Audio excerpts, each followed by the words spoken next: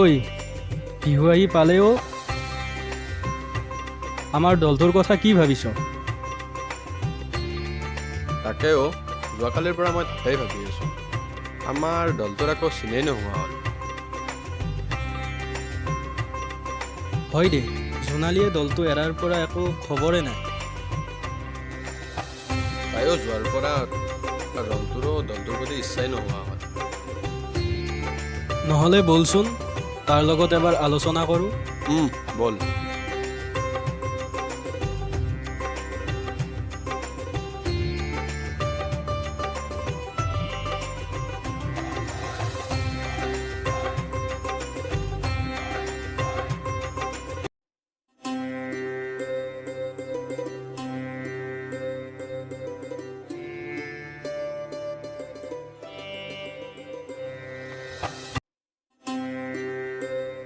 ঐ মনোজ, দাদা আপোনাক অলপ পিছত কল কৰি আছোঁ।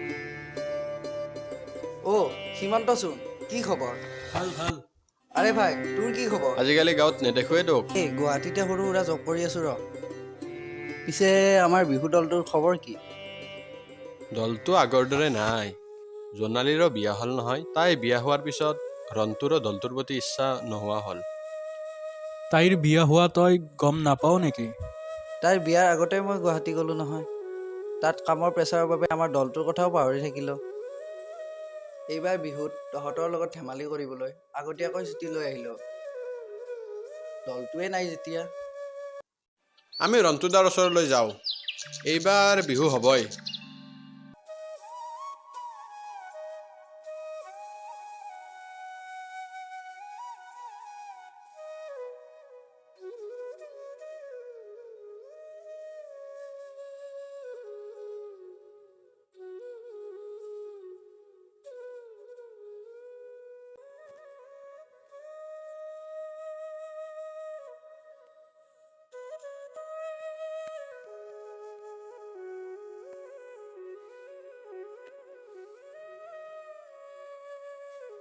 ইয়াতে বহি সময়বোৰ পাৰ কৰিবি নে দলটোৰ কথাও কিবা ভাবিবি? চিন্তা কৰিব লগা কি আছে? নতুনকে ছোৱালী বিচাৰ। আজি ইমান দিন হ'ল তই দলটোৰ একো খবৰ লোৱা নাই। আজি ঘপককৈ এজনী ছোৱালী বিচাৰ বুলি ক'লে মই কি কৰিম?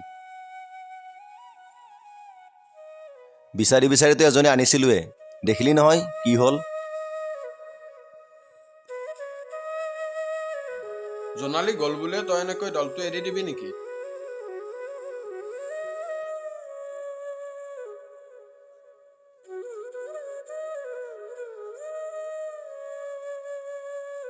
আমাৰ দলটোৰ তয়ে জন্মদাতা। এতিয়া যদি তয়ে এনেকে থাক, আমি কেনেকৈ চলাম? মইতো গৈছোৱে, এজনী ছোৱালী চা আৰু দলটোৰ কাম কাজবোৰ আৰম্ভ কৰ। ঠিক আছে, আমি বাৰু ছোৱালী বিচাৰিম। তই মাত্ৰ আমাক আগৰ দৰে সময় দিব লাগিব। ঠিক আছে।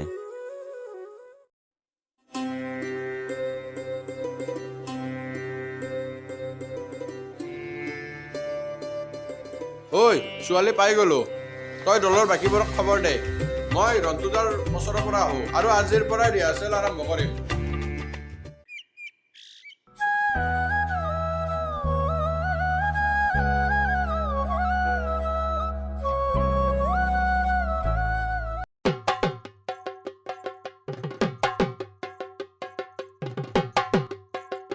ৰন্তুদা, নাচনী পাই গ'লো।